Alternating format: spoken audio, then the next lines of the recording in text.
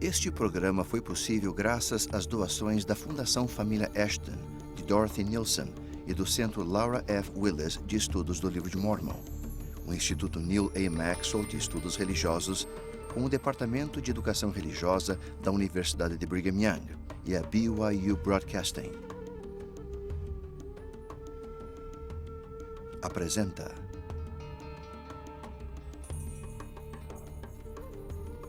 Quem é esse homem da antiguidade que se encontra na encruzilhada da história?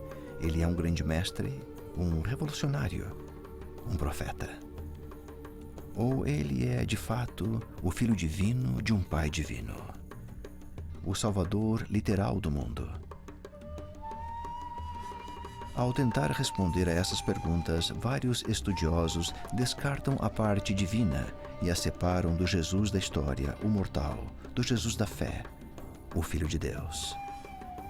Atualmente, os estudiosos santos dos últimos dias tentam combinar história e fé, erudição e revelação moderna, a fim de obter uma compreensão mais completa sobre quem Jesus foi e quem é.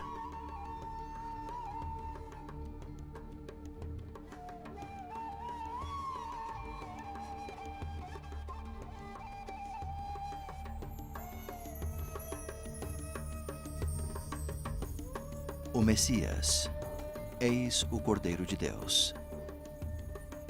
E na madrugada do primeiro dia da semana foram ao sepulcro no nascer do sol, e quando olharam, viram que a pedra havia sido retirada. Relatos de testemunhas oculares daqueles que apalparam o recém-ressuscitado Salvador poucos dias após a sua crucificação e enterro apoiam a crença de uma união física do corpo e espírito de Jesus, caso estivesse na estrada para Emaús ou ensinando no templo no Novo Mundo. A aparição de Jesus Cristo declarou seu triunfo sobre a morte quando ele convidou a todos que viessem a ele. Não está aqui, porque já ressuscitou. A ressurreição.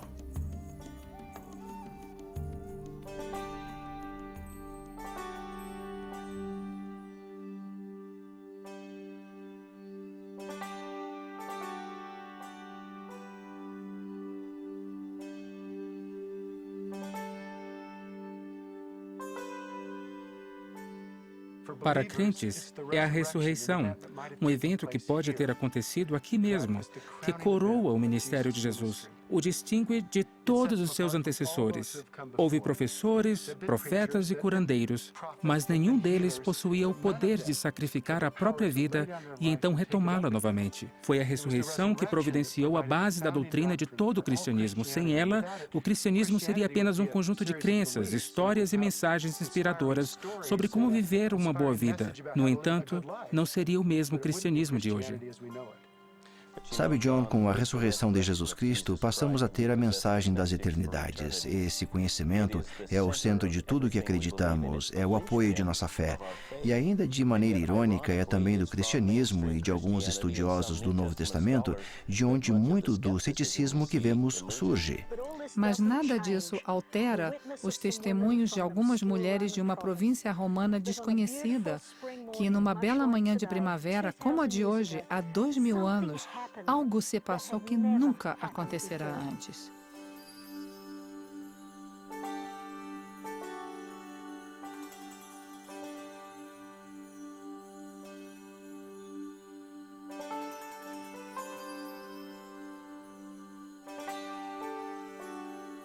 A ressurreição. O que é a ressurreição?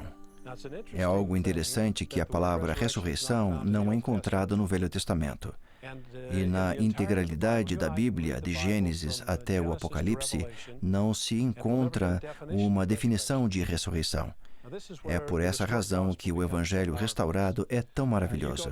Quando lemos Alma, por exemplo, percebemos que ele é quem menciona que a ressurreição é a união inseparável do corpo e do espírito. Tão simples como parece, essa doutrina torna-se a base sobre a qual todas as verdades do Evangelho se apoiam. A parte mais indigesta do pudim teológico dos antigos santos é a ideia de uma ressurreição física ou corporal do Senhor. Em torno do século IV, a tensão de fato resolve-se, infelizmente, na opção por uma ressurreição incorpórea. E esses estudiosos, portanto, negaram por absoluto a ressurreição corporal do Senhor e que fora apenas uma apologia. Geralmente, as explicações incidem em 3 categorias, certo? A primeira centraliza-se no poder da personalidade do Senhor. Ele era tão carismático que os primeiros discípulos simplesmente não conseguiram superar a sua morte. E, como resultado, houve um conflito interno, uma tensão coletiva do grupo e assim por diante. Criou-se um tipo de neurose. O resultado disso foi um tipo de alucinação amplamente difundida que eles teriam visto Jesus. A segunda vem da ideia que Jesus, na verdade, não morrera na cruz, mas, em vez disso, se ressuscitou no sepulcro, fez sua aparição e então se retirou. A terceira, bem interessante, é condizente com o cenário judeu, isto é, aquele encontrado em Mateus 28, onde os judeus pagaram as guardas para dizerem que os discípulos de Jesus haviam roubado o corpo e que então passaram a difundir essas histórias sobre a ressurreição.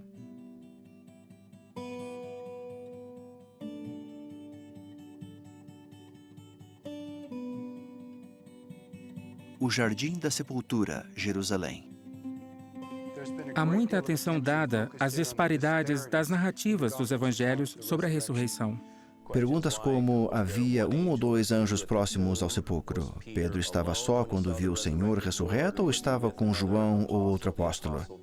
Esses tipos de perguntas fizeram com que alguns estudiosos do Novo Testamento considerassem as provas da ressurreição confusas e frágeis. E suponho que, se somente tivéssemos as narrativas do Novo Testamento, essa confusão seria compreensível.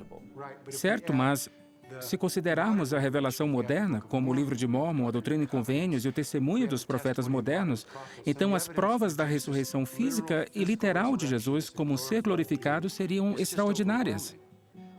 Gosto das palavras de um estudante diligente das Escrituras que uma vez disse: não existe nenhum outro fato ou evento na história da qual tenho mais certeza do que a ressurreição corporal física do Senhor Jesus Cristo. E esse aluno também era, por um acaso, um profeta de Deus, o presidente Ezra Taft Benson. Evidências da ressurreição. Possuímos muitas boas evidências provenientes da igreja primitiva de que realmente um evento histórico aconteceu aqui. Por exemplo, existiram pessoas que realmente viram e escutaram o Senhor, como os 2 homens na estrada de Emaús e os 10 discípulos.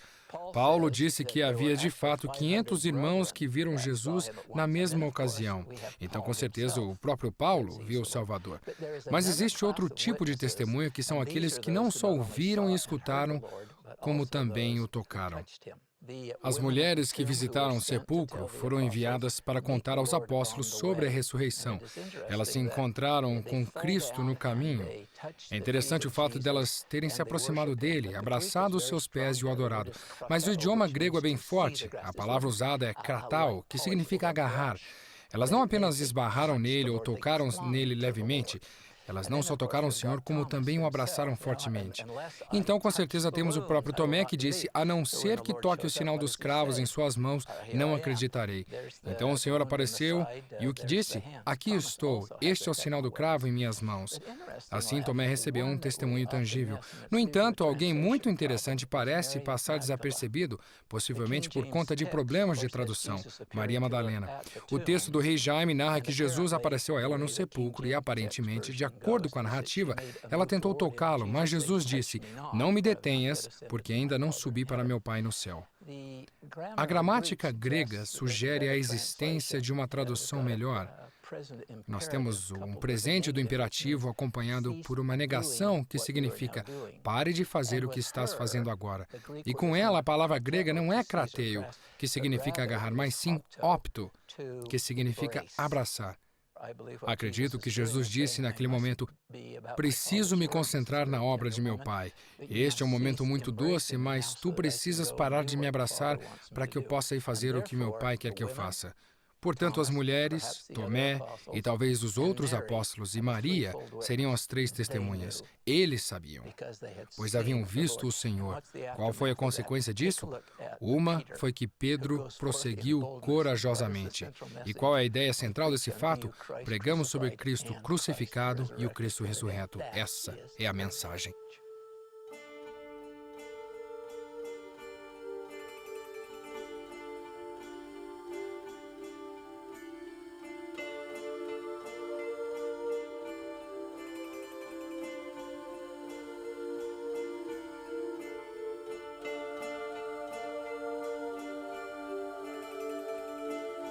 As mulheres. As 2 histórias mais extraordinárias em relação ao Evangelho de Jesus Cristo seriam a do nascimento de Cristo, que é a realidade da sua divina filiação ao Pai, e a realidade da sua ressurreição, que coroa o seu ministério e ilustra que ele realmente é o Filho de Deus. E nos 2 casos, mulheres têm um papel proeminente como testemunhas especiais desses acontecimentos. Adoro o relacionamento que o Salvador tinha com as mulheres no Novo Testamento. A história da mulher neste mundo é complicada.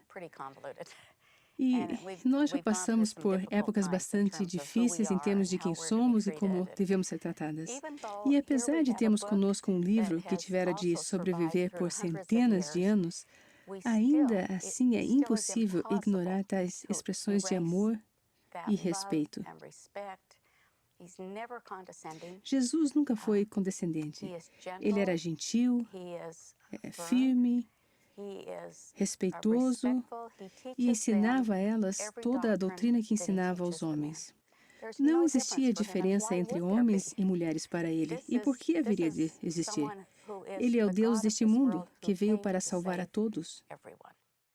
Alguém podia perguntar o porquê? Porque ele estava mais preocupado com o tratar dos outros, a compreensão e o amor para com as mulheres, do que para com os 12.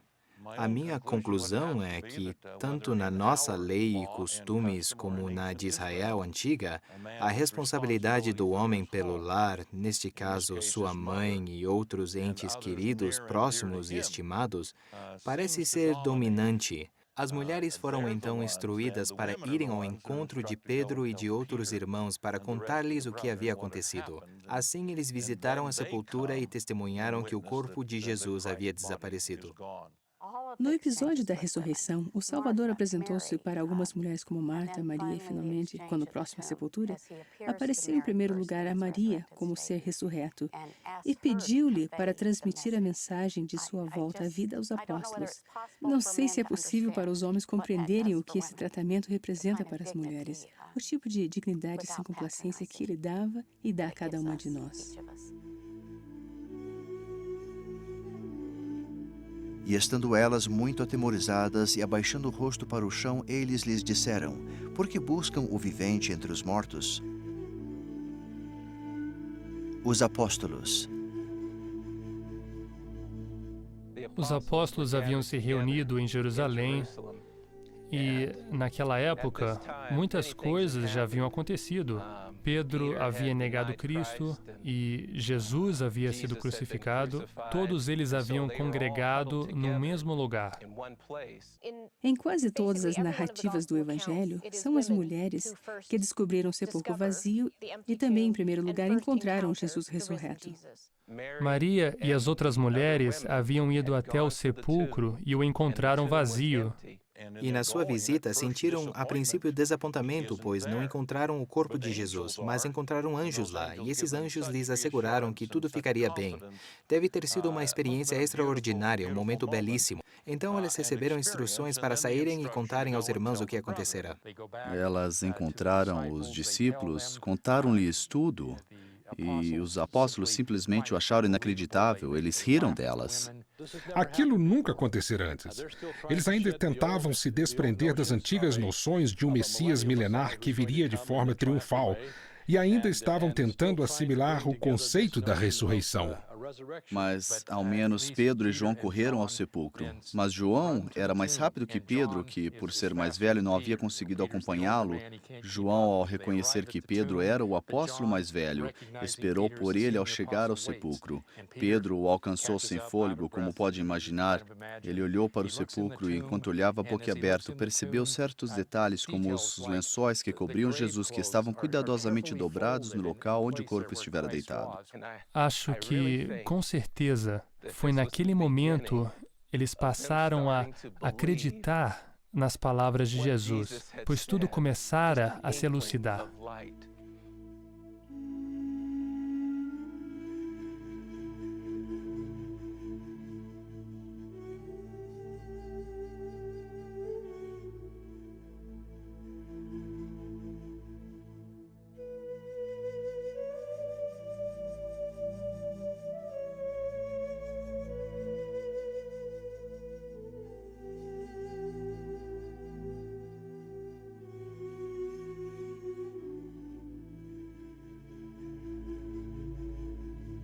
A Estrada de Emaús. Outro exemplo desse tipo de belo detalhe é a história dos discípulos enquanto estavam na estrada de Emaús, que enquanto viajavam relembravam-se dos recentes eventos e entristeciam-se por tudo o que acontecera. Então o próprio Jesus apareceu a eles, apesar de eles não o reconhecerem inicialmente. Podemos aprender algo sobre seres ressurretos. Um ser ressurreto não tende a aparecer sempre num estado de glória. Eu não acredito que os apóstolos não o reconheceram porque ele usava um tipo de manto ou capuz. Jesus conversou e discutiu com eles, e eles ficaram surpresos quando perceberam que ele não sabia do que havia passado. Então, Jesus fazia aquilo deliberadamente. Após conversar com eles, Jesus disse que iria embora. Eles então o convidaram para entrar e continuaram a conversar. Eles pareciam bastante surpresos e perguntaram-lhe onde estivera e a razão de não saber dos acontecimentos recentes. De fato, ele era o mais importante participante do que se passara recentemente e ele sabia muito bem do que estavam falando. Assim, Jesus os ajudou a compreender o que havia acontecido. Eles se intrigaram com aquela discussão e com o seu conhecimento das Escrituras. Então, com certeza, quando ele tomou do pão, partiu, abençoou e lhes deu, eles identificaram quem era aquele homem. Reconheceram-no como Salvador e, assim, ele desapareceu do meio deles. E questionaram-se, dizendo: porventura não ardia em nós o nosso coração, quando pelo caminho nos falava e quando nos abria as Escrituras? Eles sentiram algo. Não foi somente o que viram, e sim o que sentiram, o que realmente os tocou e testemunhou a eles. Às vezes, acreditamos que é preciso ver para crer. Eles sentiram algo. E souberam até mesmo pelo que sentiram. Isso é importante para nós. Tendemos, às vezes, a rejeitar os sussurros do Espírito. Eles não fizeram isso, o que é importante.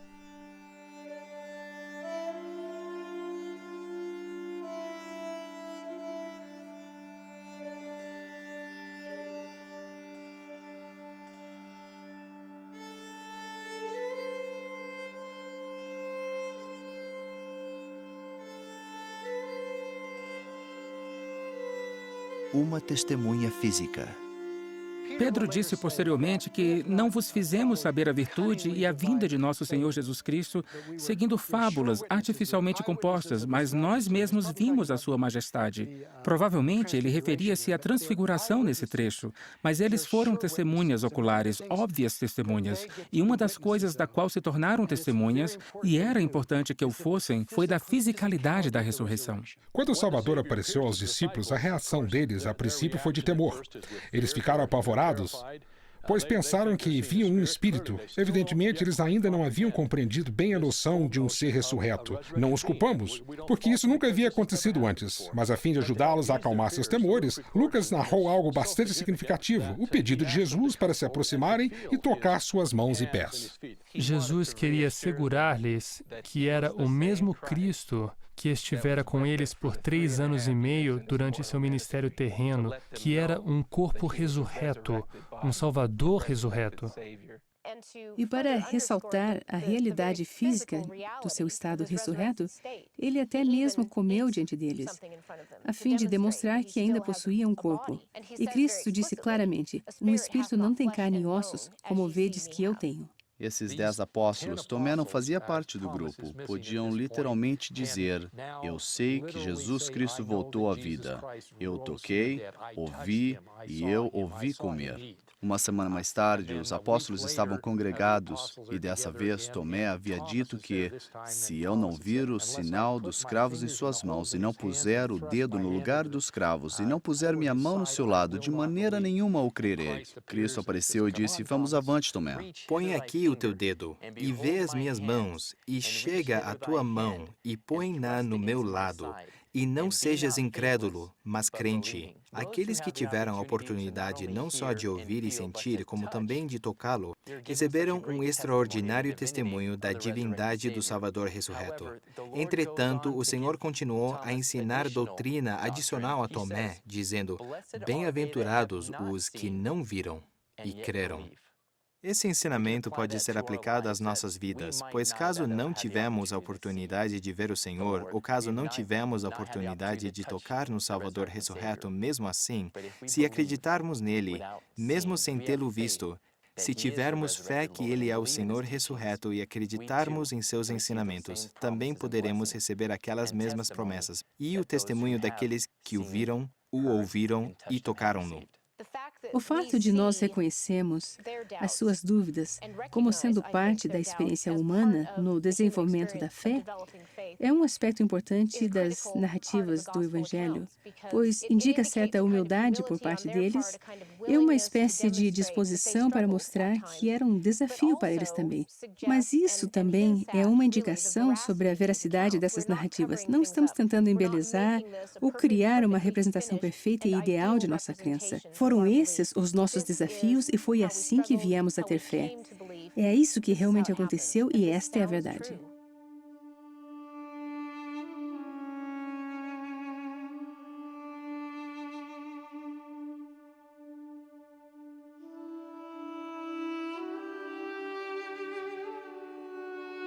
Vor Fru Kirke, a Igreja de Nossa Senhora, Copenhagen, Dinamarca. Há algo de especial no Novo Testamento quando lemos sobre o dia a dia de Jesus. É importante identificá-lo pelo ponto de vista de Maria, alguém que é, sem sombra de dúvida, o Filho de Deus. A passagem em João, onde Jesus realiza o sermão do pão da vida, que é um sermão extraordinário, é um discurso sacramental formidável, magnífico. Então, no final, há esta declaração bastante cruel, e a multidão o deixou. Visto que ele não iria alimentá-los, não se interessaram pelos seus ensinamentos. Ele se dirigiu aos apóstolos e disse: quereis vós também retirar-vos? Foi um momento digno de pena, não é mesmo? Pedro, então, se aproximou e disse: para quem iremos nós? Pois nós temos crido e conhecido que tu és o Cristo, o Filho do Deus vivente. Posso sentir a mágoa que ele teve naquele momento. Mesmo o Filho de Deus deve ter ficado desapontado ao ver as pessoas se afastarem, mesmo depois dele ter lhes dado tudo. Se eu estivesse lá, como eu teria respondido? Eu teria sido uma daquelas pessoas que se afastaram ou teria sido como Pedro? Sinceramente, espero que eu fosse como Pedro, mas de fato não sei o que faria. Então, ao colocar-me naquela posição, eu me perguntaria: quando às vezes ajo como um fariseu? Será que ajo como Tomé de vez em quando? Há 2000 anos, Tomé somente é relembrado como um incrédulo. Todavia, adoro a passagem em João 11, onde Jesus estava dirigindo-se para Betânia e Tomé sabia que era perigoso. Então disse: vamos nós também para morrermos com ele? Essa é a parte de Tomé que gostaria de lembrar. Seu comprometimento com o Salvador. Por essa razão, eu gostaria de ser como Tomé, Pedro e aqueles apóstolos que ficaram com o Salvador e tiveram, sem sombra de dúvida, altos e baixos espirituais, mas finalmente dedicaram e deram suas vidas ao Salvador. Aos quais também, depois de ter padecido, se apresentou vivo, com muitas e infalíveis provas, sendo visto por eles por espaço de 40 dias, e falando das coisas concernentes ao reino de Deus. Atos capítulo 1, versículo 3. 40 dias. Lucas mencionou os 40 dias que os 11 discípulos passaram com Jesus. Isso aconteceu parte na Galileia e, em parte, em Jerusalém, de acordo com a abertura do livro de Atos. Se lemos muito rapidamente, talvez não percebamos esses detalhes, mas, de certa maneira, essa informação se encontra no centro de suas duas obras. Ele escreveu o Evangelho segundo Lucas e o livro de Atos. E aqui está a passagem quase no meio de tudo isso. Considero essas 6 semanas como um dos treinamentos mais importantes, uma das experiências de ensino mais importante que o Salvador já dera aos apóstolos. E também as considero significativas para a continuação de seu ministério, porque tudo o que Lucas narraria no livro de Atos realmente nasce desse momento. Foi nesse momento que Jesus deu as suas últimas instruções antes da sua ascensão. Foi isso que Cristo fez durante esse período todo. Houve uma transformação nos apóstolos. Eles, desde a morte de Cristo, cresceram e progrediram espiritualmente, pois ainda estavam aprendendo quem o Salvador era e como teriam de se virar sem ele, pois a responsabilidade do reino ficara sobre os seus ombros. Após a crucificação e ressurreição, tornaram-se novos homens. A principal razão dos apóstolos terem se tornado homens novos foi o ministério de 40 dias, quando compreenderam o significado da ressurreição e quando compreenderam que o tempo com o Salvador estava no fim.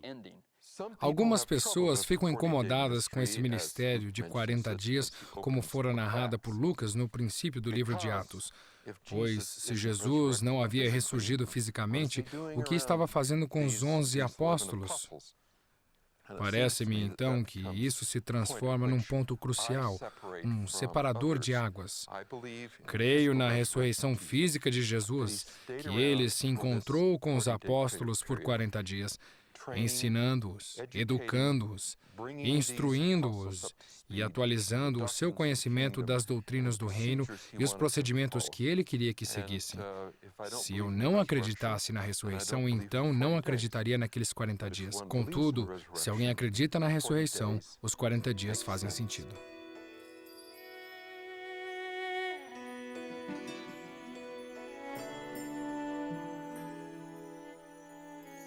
A Escola Bíblica, Jerusalém. Se a literatura apócrifa está a muitos passos de ser aceita como escritura, um passo além leva-nos para o mundo do mito. Não se encontra a verdade em histórias individuais, mas sim em padrões e em temas. A tradição oral é consistente e pode nos dar dicas sobre certos acontecimentos de maneiras inesperadas. Em termos de folclore local, uma das reivindicações mais comuns ouvidas de Londres até o Tibete é: Jesus esteve aqui. Não se deve ficar surpreso com provas que o Jesus ressurreto visitou outras terras e povos. Durante o seu ministério mortal, ele proclamou tanto para oponentes como para discípulos da mesma maneira: ainda tenho outras ovelhas que não são deste aprisco. Também me convém agregar estas, e elas ouvirão a minha voz, e haverá um rebanho e um pastor. Apesar de não ter ficado claro quantos outros povos Jesus pretendia visitar, um registro se sobressai como uma testemunha independente da ressurreição literal.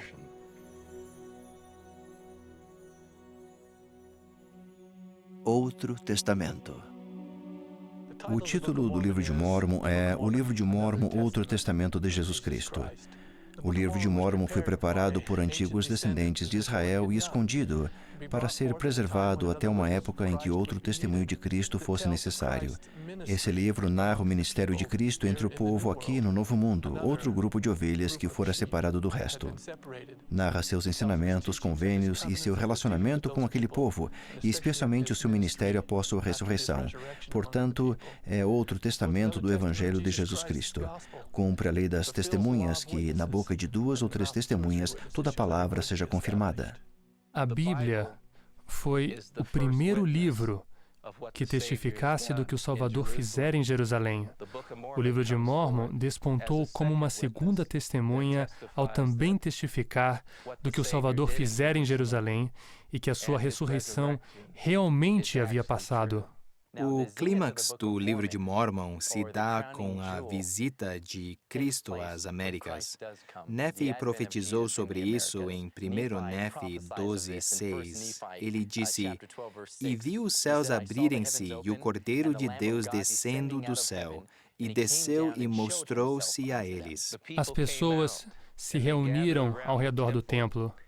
Elas ouviram uma voz que não conseguiam identificar. Era uma voz espiritual de penetrar o coração. E após ouvi-la pela terceira vez, conseguiram sintonizar-se com ela. Era uma voz que vinha do céu. Olharam para os céus e viram o Salvador descer. Pensavam que era um anjo. Então se colocou entre eles, dizendo: "Eis que eu sou Jesus Cristo, cuja vinda ao mundo foi testificada pelos profetas." Assim ele continuou a dizer que expiara pelos pecados do mundo. "Bebi da taça amarga que o Pai me deu e glorifiquei o Pai, tomando sobre mim os pecados do mundo, no que submetia à vontade do Pai em todas as coisas desde o princípio." Então, uma das primeiras coisas que ele mencionou foi o cumprimento da expiação, sua submissão à vontade do Pai, e que aquela seria uma bênção maravilhosa para eles, como também para nós hoje, é claro. E aconteceu que, quando Jesus pronunciou estas palavras, toda a multidão caiu por terra, porque se lembraram do que havia sido profetizado entre eles, que Cristo lhes apareceria depois de sua ascensão ao céu. 3 Nefi, capítulo 11, versículo 12. Todos adiantaram-se. Cristo lhes fez um convite incrível, um convite que tocou seus corações e ainda hoje toca os corações dos milhões que o leem. Ele disse: "Levantai-vos e aproximai-vos de mim, para que possais meter as mãos no meu lado, e também apalpar as marcas dos cravos em minhas mãos e em meus pés, a fim de que saibais que eu sou o Deus de Israel e o Deus de toda a terra, e fui morto pelos pecados do mundo." Esse incrível convite feito pelo Senhor ao povo de Nefi aconteceu da seguinte maneira: "E aconteceu que a multidão se adiantou e meteu as mãos no seu lado e apalpou as marcas dos cravos em suas mãos e seus pés. Isto fizeram adiantando-se um por um, até que todos viram com os próprios olhos, apalparam com as mãos e souberam com toda certeza, testemunhando que ele era aquele sobre quem os profetas escreveram que haveria de vir." E para mim, talvez uma das partes mais importantes da narrativa da visita do Salvador é, de fato, que aqui estão mais testemunhas. Desta vez, 2.500 pessoas que não só o ouviram, como também o tocaram e beijaram-no e banharam seus pés com lágrimas. Todos se adiantaram e sentiram as marcas dos cravos em suas mãos. E se cada um demorasse apenas 15 segundos, o total seria de aproximadamente 11 horas. Isso caso alguém não parasse e ficasse extasiado pela presença do Mestre. Isso ensina-nos sobre a essência de Jesus, o quanto ele nos ama e quer que o conheçamos. Além disso, ele se faz acessível àqueles que buscam ter uma experiência pessoal com o Salvador. Assim, aprendemos que o Salvador não só se preocupa conosco em geral, como também cada um de nós individualmente.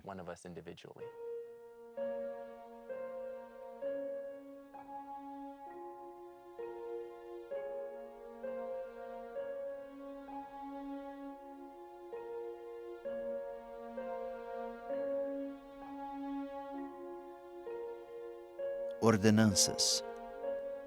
Quando o Salvador dirigiu-se ao povo, a primeira coisa que fez foi apresentar-se. Ele disse seu nome, mas também se identificou como Deus de Israel e o Deus de toda a terra.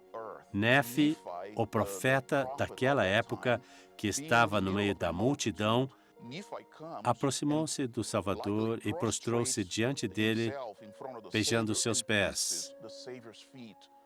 Então, quando o Salvador comandou que Nefi se levantasse, sua primeira atitude foi: "Dou-te poder para batizar este povo." Isso, de certa maneira, nos diz ou indica o papel proeminente das ordenanças no reino de Deus.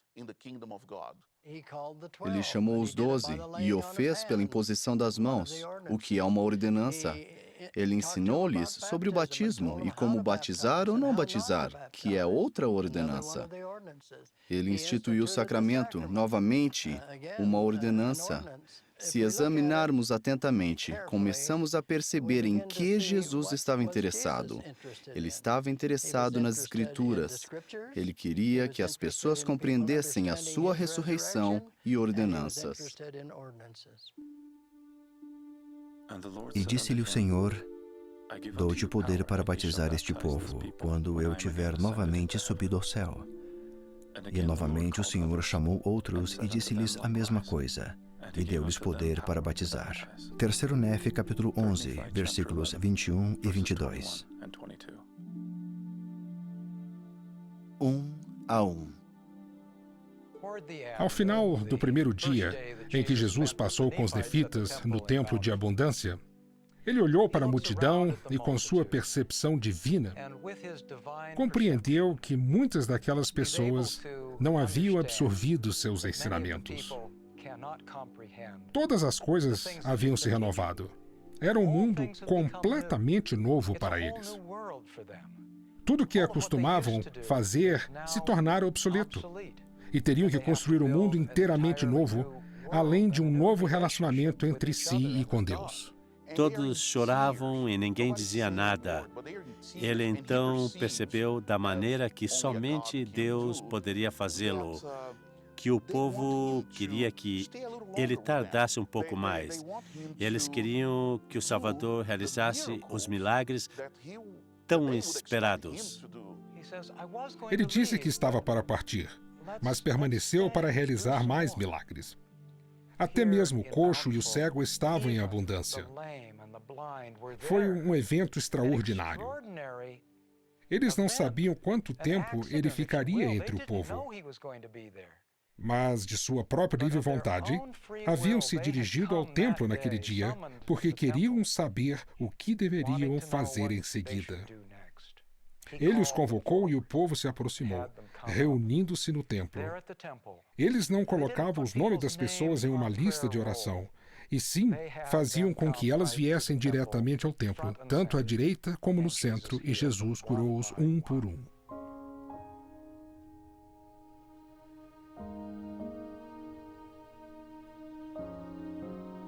Olhais para vossas criancinhas. Cristo pediu à multidão para que trouxessem as criancinhas. A multidão se abriu em forma de círculo ao redor do Salvador. Eles trouxeram todas as crianças e as colocaram aos pés de Jesus. Jesus, então, e isso é omitido com frequência, ofereceu uma solene oração em nome dos pais daqueles pequeninos. E palavras não podem expressar o conteúdo de sua oração. Jesus orou usando palavras maravilhosas, e eram palavras tão belas, tão grandiosas e poderosas, que sua oração não pôde ser escrita. Depois disso, ele chorou, o que foi uma reação interessante, a reação de um ser ressurreto, de um membro da Trindade. Ali estava o Deus de Israel, o Deus de toda a terra, e estava chorando. E ele disse que chorou por causa da fé do povo. Então, ele tomou os pequeninos, abençoou-os um a um novamente e disse à multidão que olhassem para eles. Então, quando assim o fizeram, os céus se abriram e anjos desceram dos céus, seres glorificados, e cercaram aqueles pequeninos e ministraram entre eles.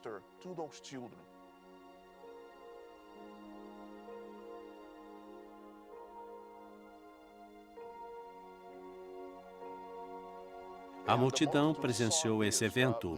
Mormon não nos contou se eles ouviram o que os anjos ministraram às crianças. Mas o que sabemos é que 2 dias depois, no terceiro dia da visita do Salvador entre os nefitas e lamanitas, ele soltou a língua dos pequeninos e até crianças de colo abriram a boca e proferiram coisas maravilhosas. As palavras ensinadas foram extraordinárias e foi extremamente significativo que crianças as proferissem tanto aos pais como às mães. Em vez de somente aos pais, tais palavras eram tão maravilhosas que não puderam ser escritas. Mormon então declarou especificamente que até mesmo criancinhas de colo proferem coisas sagradas. Talvez tenha sido um efeito do ministério daqueles anjos, que no reino de Deus, crianças não ficam em segundo plano. Elas não são cidadãos de segunda classe. Elas estão no centro dos milagres e dizeres extraordinários. Foi uma cena muito comovente que nos deu uma clara compreensão sobre o que acontece no coração do Salvador quando ele leva em conta a fé e a pureza do seu povo. Provavelmente esse é um dos capítulos prediletos do livro de Mormon, de muitas pessoas, pois demonstra o amor e o respeito do Salvador pelos pequeninos e como devemos amá-los e respeitá-los.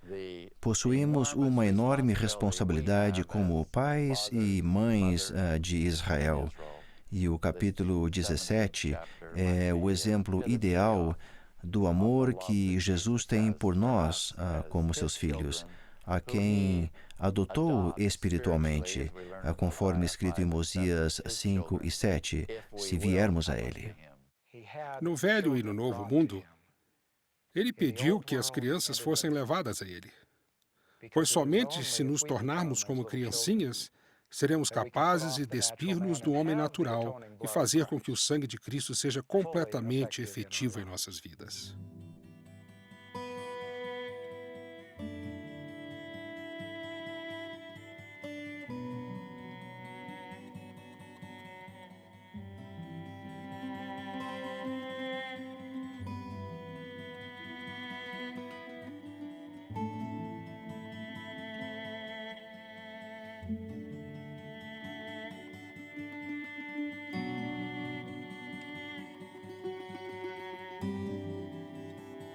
Multidão de testemunhas.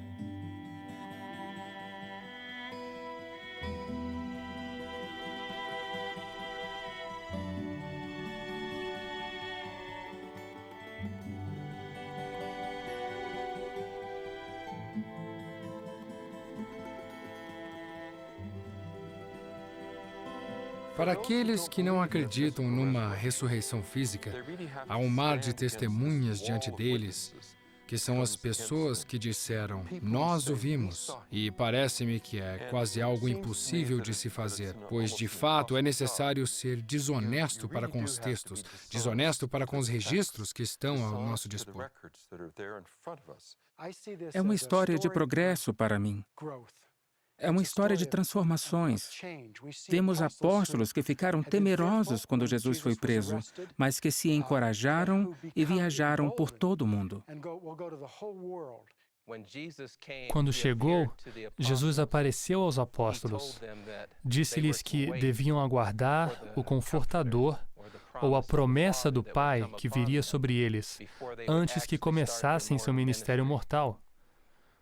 Assim, os apóstolos reuniram-se no cenáculo e ouviram o soprar de um vento em sua direção. O Espírito do Senhor desceu sobre eles, e então saíram, e Pedro deu um poderoso sermão sobre o Senhor ressurreto e como todos precisavam arrepender-se e vir a Ele. Toda vez que prestavam testemunho, testificavam dois princípios. O primeiro é o fato que Jesus foi o servo sofredor que havia precisado morrer. Agora, com a confiança nessa mensagem, eles começavam a explicar sobre a cruz. E o segundo princípio era a realidade da ressurreição de Cristo. Eles eram testemunhas oculares. Todo o paradigma sobre como ensinar o Evangelho desenvolveu-se a partir disso. Pedro e João foram visitar o templo. Lá havia um homem coxo de nascença que estava nas escadas pedindo esmolas. Ele sempre estava por ali, diariamente. Então o coxo pediu esmola a Pedro, que respondeu: Não tenho prata nem ouro, mas o que tenho, isso te dou. Em nome de Jesus Cristo, o Nazareno, levanta-te e anda. Então Pedro tomou pela mão direita, como se soubesse que o milagre já acontecera, levantando-o. E todos os ossos das suas pernas e dos seus pés se firmaram, e ele começou a saltar de alegria por ter sido curado. Ninguém teria sido capaz de realizar tal milagre se não conhecesse a fonte do poder que estava em si em um dado momento. Ali estava Pedro, e ele estava na posição de ensinar e dizia: Testifico-lhes que Jesus é o Cristo, e estas são as mãos que coloquei nas suas feridas, no seu lado, e o abracei. Estou aqui para testificar-lhes que foi verdadeiro, que abracei o Cristo ressurreto da mesma maneira que o abracei durante o ministério, e eu o conheço. Estas são as mãos que o tocaram, estes são os olhos que o viram, e estas são as orelhas que o ouviram. Isso é tão poderoso, é tão real, devido ao poder que estava em seu testemunho, o poder da realidade disso tudo. Então, esse evento tornou-se o mais confirmado de toda a história da Terra no que se refere a assuntos espirituais. Nós o vimos. Nós o vimos e nós o tocamos. Vimos-lo comer. Nós o abraçamos. Há algo físico, palpável e convidativo em tudo isso, para todos nós, que Jesus é real e está vivo. E esse é o meu testemunho, que Ele está vivo, que vive hoje.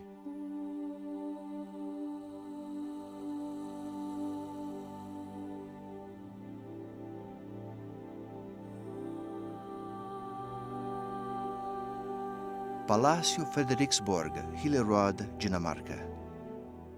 As palavras de Paulo aos Coríntios envolviam a esperança renovada que ardia nos corações dos primeiros discípulos. Nos corações das duas Marias e de Salomé, quando descobriram que a pedra havia sido removida. Nos corações de Pedro e João, quando correram para o sepulcro, encontrando-o vazio. E nos corações de milhões, quando naquela manhã o anjo disse as palavras mais importantes da história: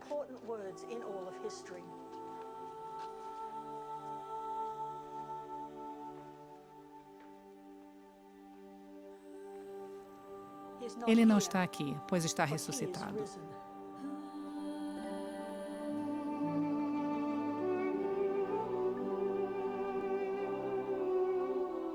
A ressurreição de Jesus Cristo, como confirmada pelos discípulos do Velho Mundo, também foi confirmada por milhares de testemunhas no Novo Mundo. Todos testificaram que o Salvador triunfou sobre a morte quando tocaram as marcas do cravo e foram abençoados um por um pelas mãos que ainda guardavam as marcas da crucificação. Enquanto o mundo cristão espera pela segunda vinda, cabe a cada um de nós ponderar sobre o dia em que também nos encontraremos com o Salvador ressurreto, o dia em que todo joelho se dobrará e toda língua confessará que Jesus é o Cristo.